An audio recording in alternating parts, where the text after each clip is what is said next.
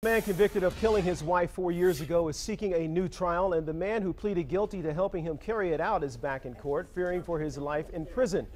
This is the case of Bob Bashara and the murder of his wife Jane, and the man in the middle is Joe Gentz. 7 investigator Jim Kurtzner live downtown now with a strange twist in this case. It never seems to end. Jim.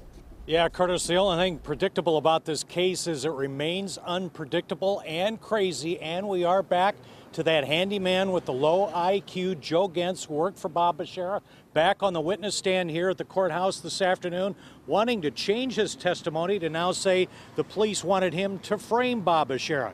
Take a look at the history of this case. It has made national news over the last 4 years.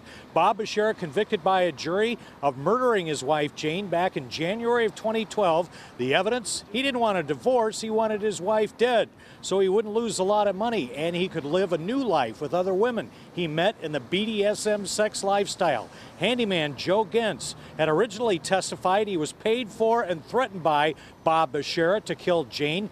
Gentz strangled Jane and pled guilty to second-degree murder, doing 17 to 28 years.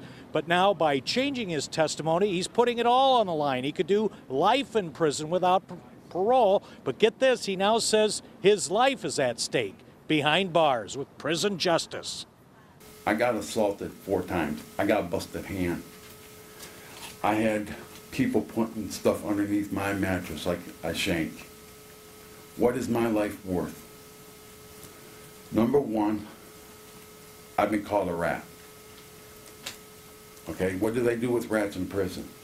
They kill you.